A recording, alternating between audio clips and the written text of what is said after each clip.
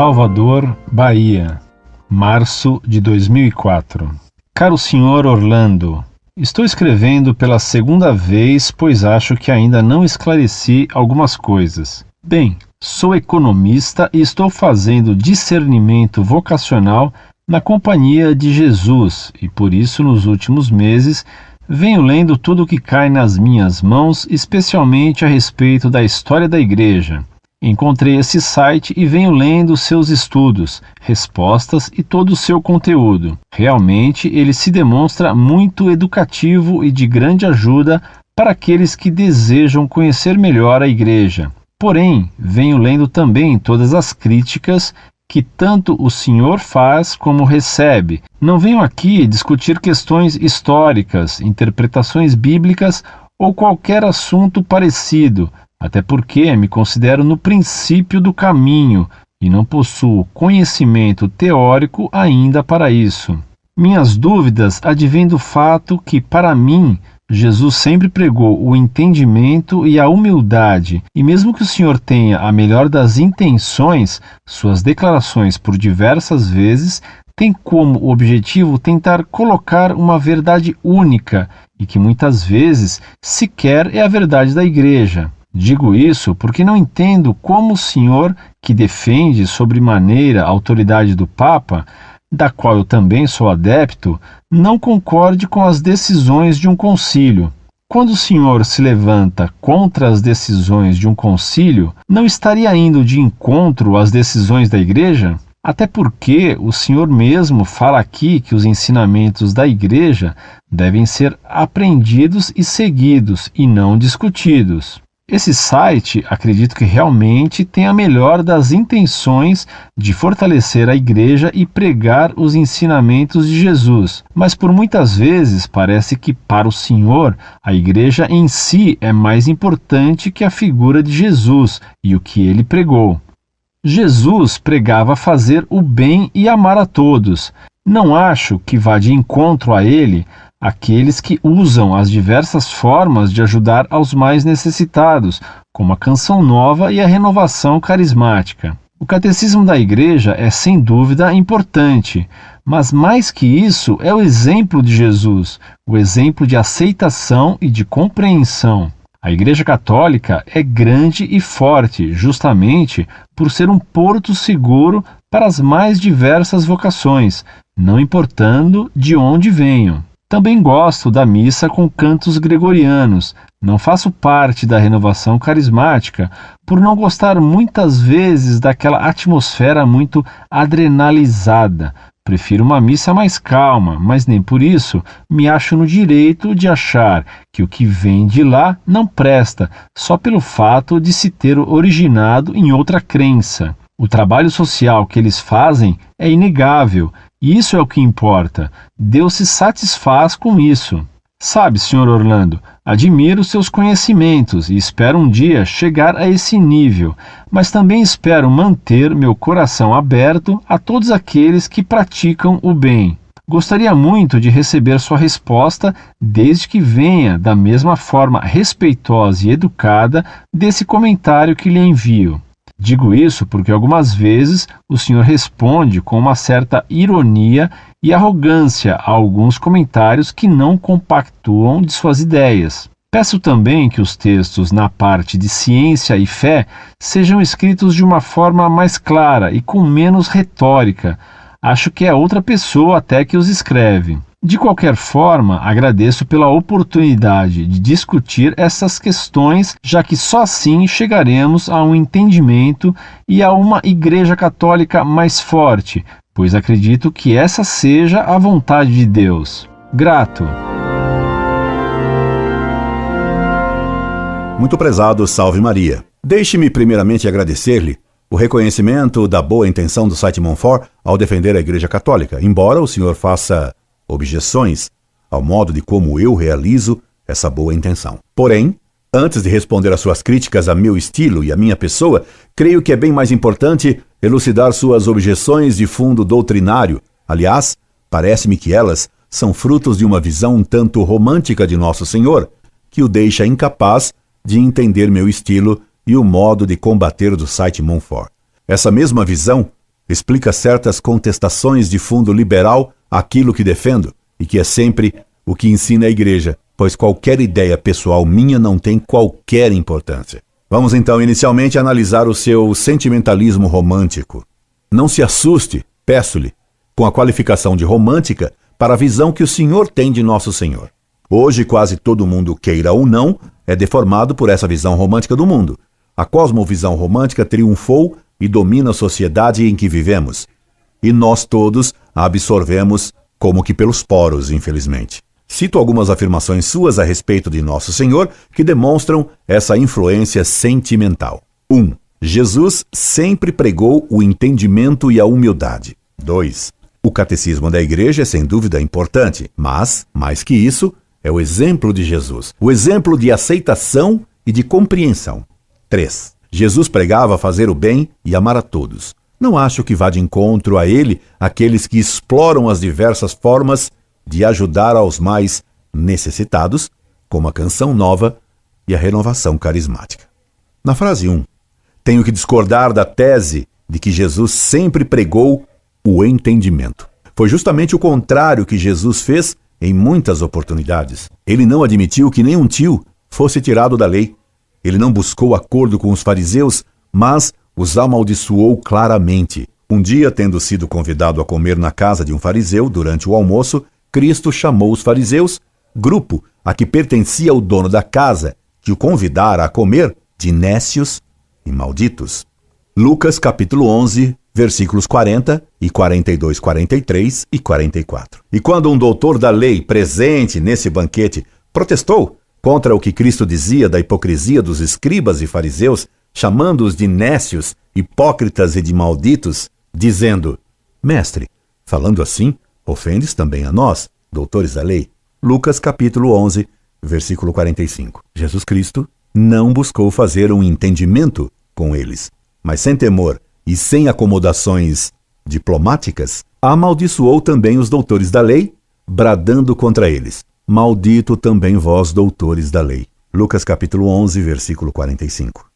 Você vê, meu caro, que está bem longe de Nosso Senhor a tática e o método de fazer acomodações e de buscar entendimento com todos. E quando ele entrou no templo, fez um chicote com uma corda e fustigou os vendilhões e derrubou suas mesas. E não dialogou com eles. Não estabeleceu uma comissão apostólica para o diálogo com os vendilhões ou com os fariseus. Amaldiçoou e chicoteou.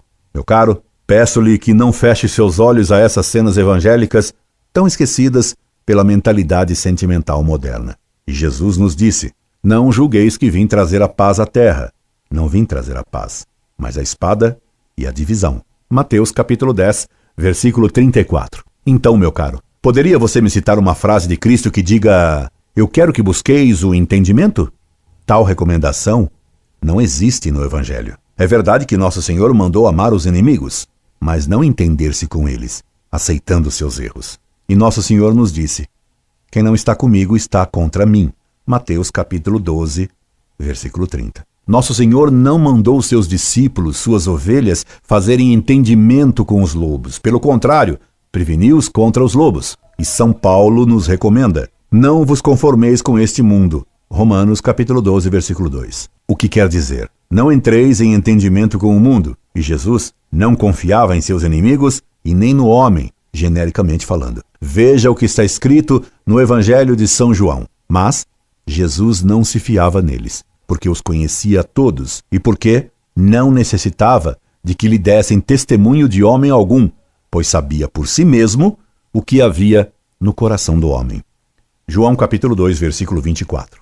Perdoe-me dar tantas citações do Evangelho, mas elas são fundamentais para destruir em você e em tantos outros essa crença falsa de que Jesus pregou sempre o entendimento.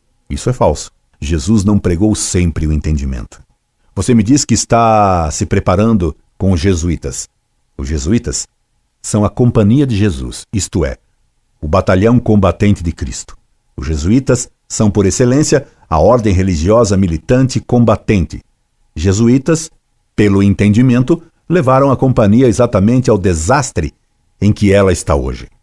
A própria Espanha, berço da companhia, há apenas 701 jesuítas, com idade em média próxima dos 68 anos, isto é, a companhia de Jesus agoniza, fazendo entendimentos.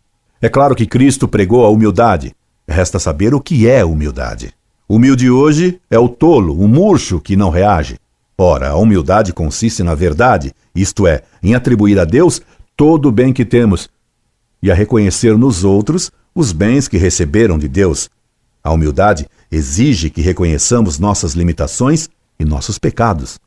Mas a humildade não consiste na mentira, na capitulação, no renunciar à verdade, no renunciar a defender os direitos de Deus. A humildade exige que busquemos a maior glória de Deus e não a nossa. Ad maiorem Dei gloriam. Por isso a humildade manda defender, ainda que com nossa humilhação, ainda que contra o mundo inteiro, ainda que ninguém nos compreenda, a glória de Deus, a glória da Igreja. Você note, rogo-lhe, que não o ataquei pessoalmente, não o desprezei, mas não respeitei o seu erro. Combater o erro de alguém é fazer-lhe caridade, assim como combater um câncer num doente é querer salvar-lhe a vida. Ensinar os que erram é caridade.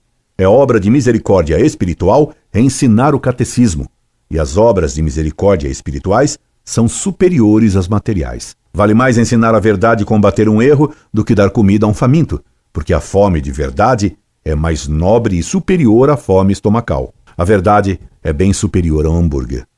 Estando esclarecido o primeiro erro da frase sua que citei, passemos à segunda. Segunda, o catecismo da Igreja é sem dúvida importante, mas, mais que isso, é o exemplo de Jesus, o exemplo de aceitação e de compreensão. Considerar o exemplo de Jesus de aceitação e de compreensão? Perdoe-me, mas atrevo-me a lhe perguntar, aceitação de quê? Compreensão de quê? Jesus não aceitou nem o farisaísmo, nem o saduceísmo, nem o paganismo. O que ele aceitou fora do que lhe ordenou Deus Pai? Jesus só aceitou o que o Pai lhe ordenou que cumprisse. Ele só pregou a verdade sem nenhuma conciliação, sem nenhum compromisso, sem nenhuma diplomacia, falando francamente e duramente a quem devia falar assim, falando com misericórdia e com doçura aos pecadores arrependidos. Ele perdoou a mulher adúltera, mas lhe disse, vai e não peques mais. Ele não aceitou o adultério. Ele não teve compreensão e tolerância com o pecado. Só foi misericordioso com o castigo. E no juízo final, meu caro, Jesus fará algum entendimento? Aceitará alguma negociação? Aceitação, compreensão são palavras que soam como conciliação, como concessão, como capitulação, como afrouxamento. Ora, nem a verdade, nem a lei podem ser amaciadas, amolecidas, desfibradas. Cristo é infinitamente misericordioso, mas isso não o torna semelhante a um pai ou a um professor tolerante e mole. Além de infinitamente misericordioso, ele é infinitamente justo e terminou a sua vida na cruz dizendo, tudo está consumado. Sem abatimentos, sem concessão nenhuma ao mal e ao erro. Passo ao exame da terceira frase sua que citei acima. 3. Jesus pregava fazer o bem e amar a todos. Não acho que vá de encontro a ele aqueles que exploram as diversas formas de ajudar aos mais necessitados, como a Canção Nova e a Renovação Carismática. O trabalho social que eles fazem é inegável, e isso é que importa. Deus se satisfaz com isso. Sem dúvida, Jesus nos mandou fazer o bem a todos. E minha afirmação de que a verdade é bem superior a qualquer outro bem material vem agora a propósito. Cristo não organizou os apóstolos em agência de assistência aos necessitados. Ele não deu ordem aos apóstolos, ide e alimentai os famintos. Ele lhes ordenou antes de tudo, ide e ensinai.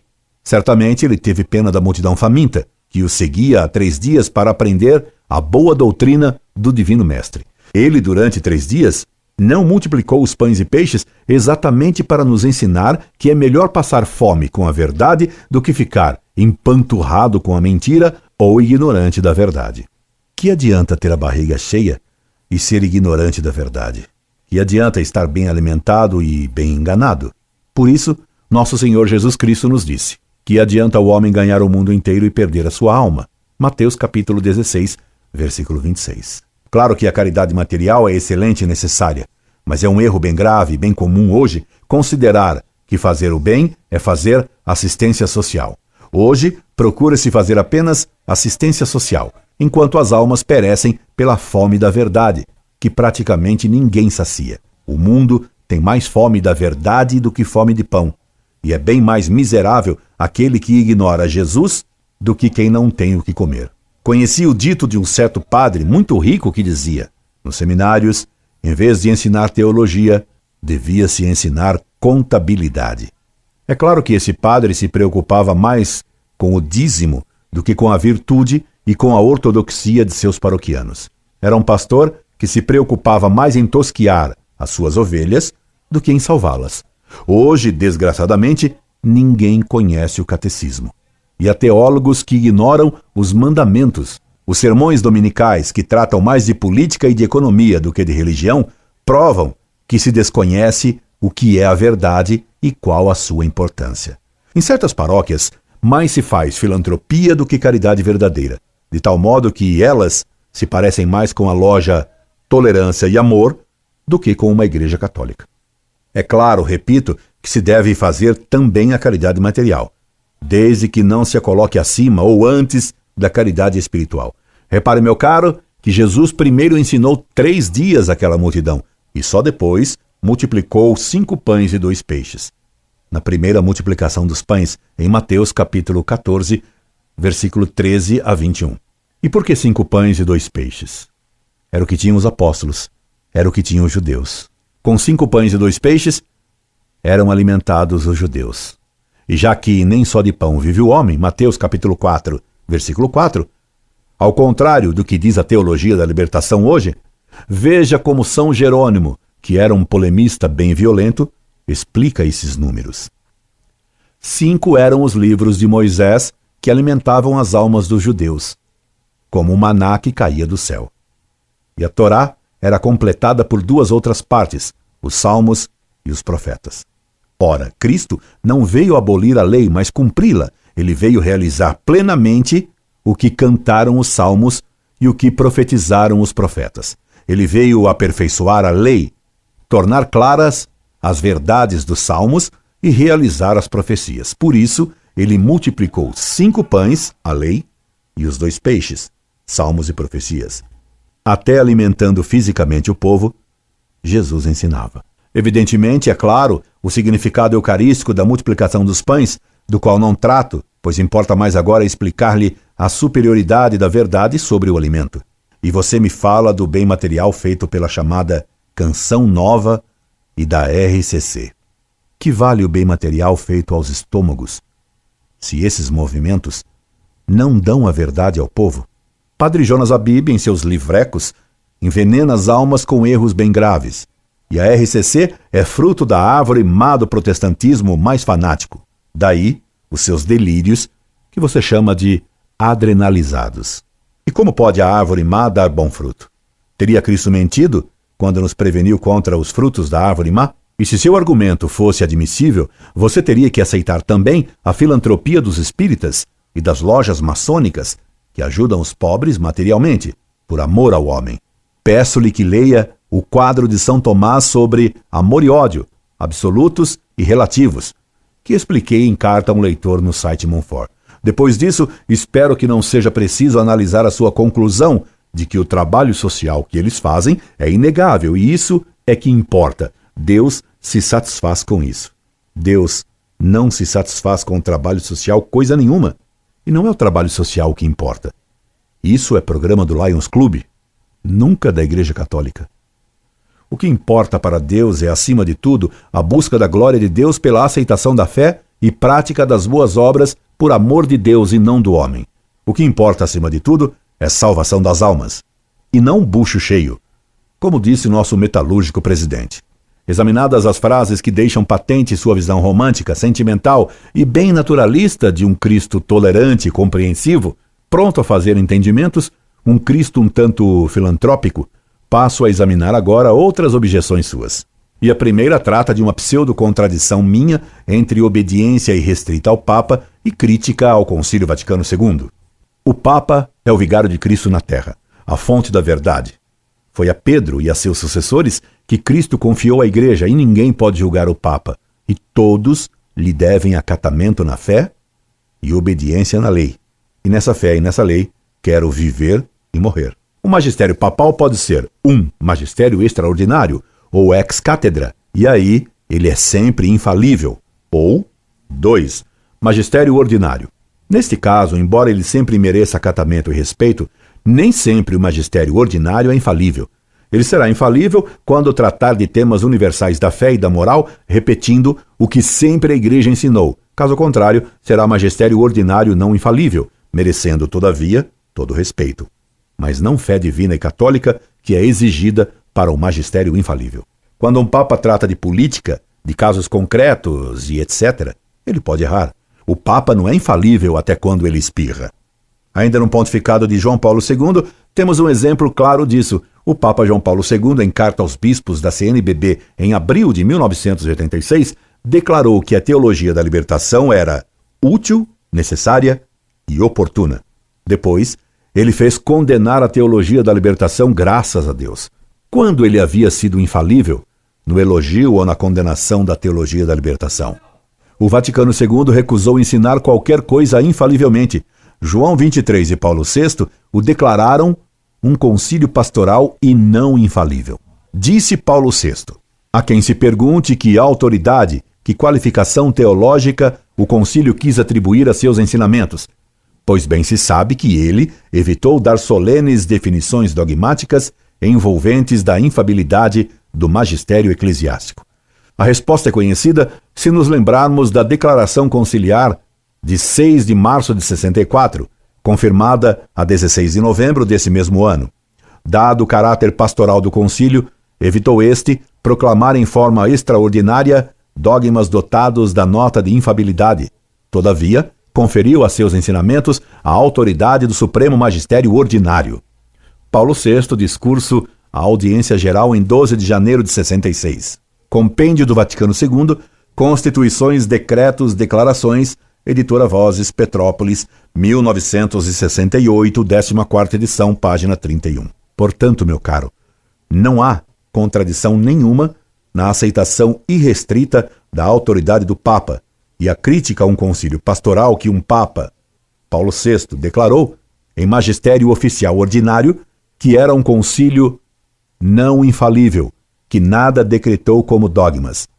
E se o senhor aceita a autoridade do Papa, tem que aceitar também esse pronunciamento do Papa Paulo VI, negando que o Vaticano II seja infalível e dogmático. Foi Paulo VI quem disse: dado o caráter pastoral do concílio, evitou este proclamar em forma extraordinária dogmas dotados da nota de infalibilidade. Eu só repito o que disse Paulo VI sobre o Vaticano II, tirando as consequências do que ele disse. O senhor me objeta ainda: para o senhor, a igreja em si é mais importante que a figura de Jesus. Meu caro, Cristo é Deus. É Deus feito homem no seio da Virgem Maria por obra do Espírito Santo. A igreja é a esposa de Cristo. A igreja una e santa é o corpo místico de Cristo. Ela não é Deus. Somos gerados filhos adotivos de Deus por Cristo e pela igreja.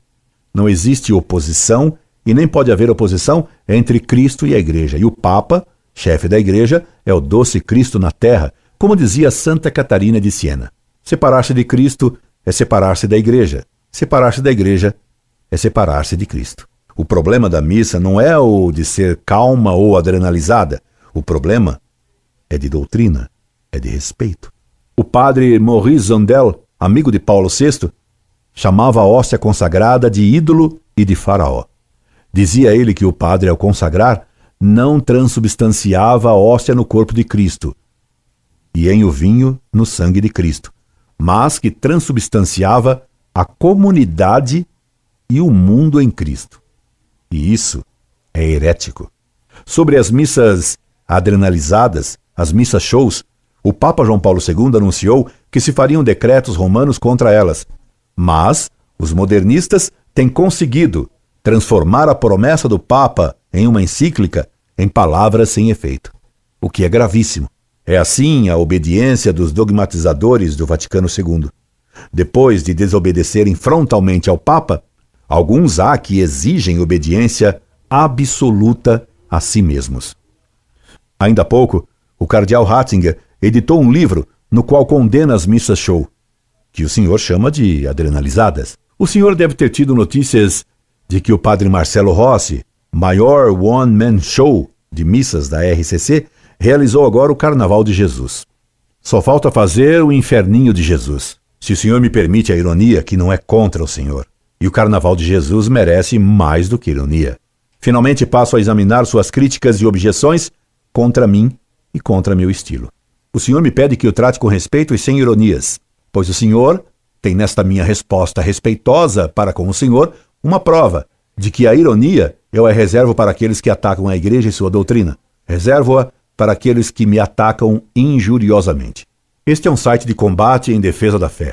E combates se fazem com armas, não com flores. Num combate apologético, as armas são os argumentos e a arte de esgrimar manda que se usem os argumentos como os vários tipos de armas brancas de modos diversos.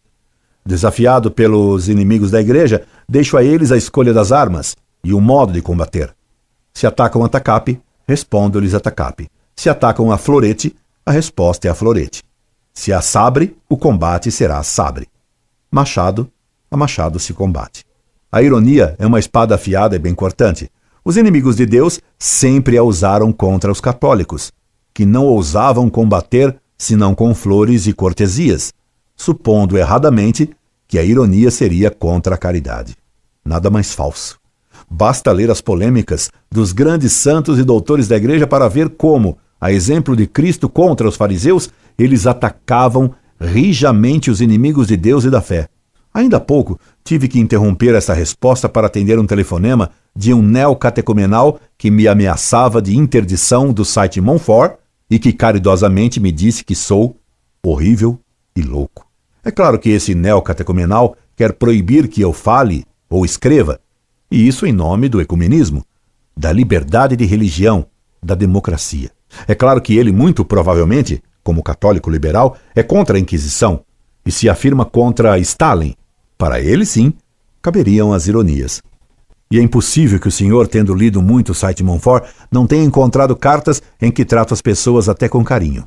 É impossível que não tenha visto cartas de insultadores de minha pessoa que me pedem desculpas e que se tornam, graças a Deus, até meus amigos. Mais que isso, muitas conversões de protestantes houve, ocasionadas, graças a Deus, pelas polêmicas que tive defendendo a honra de Nossa Senhora, como aquela contra o pastor Saul da Lagoinha. E vários sacerdotes me deram parabéns pelo ardor de minhas polêmicas, havendo até um que me aconselhou a usar sempre a ironia contra os inimigos de Deus.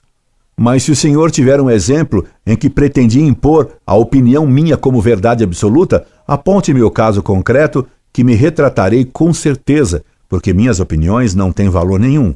A única coisa que almejo é defender o que a igreja sempre ensinou, nunca o que penso por mim mesmo.